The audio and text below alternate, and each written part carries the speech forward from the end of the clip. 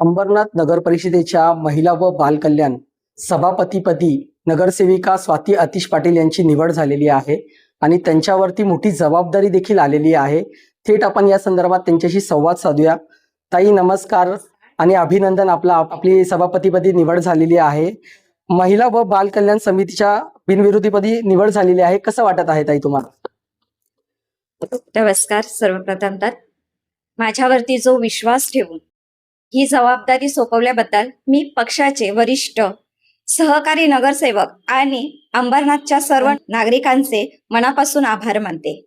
ही माझ्यासाठी अभिमानाची बाब असून महिला आणि बालकांच्या हितासाठी जे काम करण्याची जी संधी मिळाली आहे त्याबद्दल मला खूपच आनंद होत आहे। या समितीच्या पदी आपली निवड झालेली आहे, याचं संपूर्ण श्रेय आपण कोणाला द्याल? लिस्ट खूप मोठी आहे।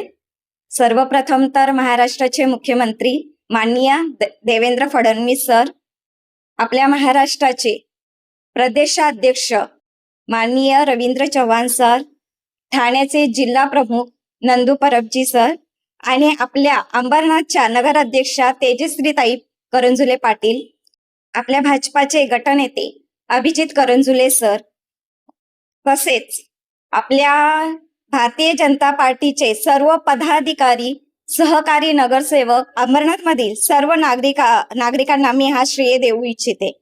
पण त्याचबरोबर माझ्या या पदोन्नतीसाठी माझे संपूर्ण कुटुंब, त्याच्यात माझे मिस्टर झाले, माझे सासू सासरे, माझे जाव, माझे दीर आणि त्याचबरोबर ह्याच्या बाहेर जे माझे चुलत सासरे सासू आणि जावा आहेत आणि ज्यांनी माझी कधीही साथ नाही सोडली अशा माझ्या बेस्टीज आणि माझ्या मिस्टरांचं पूर्ण जो फ्रेंड सर्कल आहे त्यांनीही याच्यासाठी मला खूप मदत केली, तर त्यांनाही मी श्रेय देऊ इच्छिते।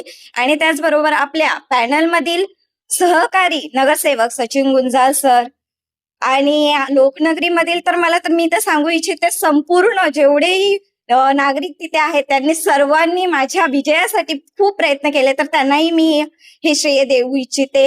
आणि आपल्या वॉर्डातील पॅनल मधील जेवढे नागरिक आहेत, मग ते रॉयल पार्क मधील झाले, पिंक सिटी मधील झाले, ग्रीन सिटी मधील झाले, सोमेश्वर परिसरातील नागरिक झाले, कैलासनगर मधील जे नागरिक झाले, यांच्या पाठिंब्यामुळेच आणि प्रेमामुळेच आज मी या पदावरती येऊन पोहोचलेली आहे। त्यांच्या या विश्वासाला मी कुठेही तडा न जाऊ देता त्यांचा हा विश्वास मी नक्कीच संपादन करू आणि महिलांच्या आणि बालकांच्या ज्या ज्या समस्या आहेत त्या मी सोडवण्याचा नक्कीच प्रयत्न करणार। महिला व बालकल्याण समितीला योजना आहेत, त्यांना कशा पद्धतीने तुम्ही प्राधान्य देणार आहात?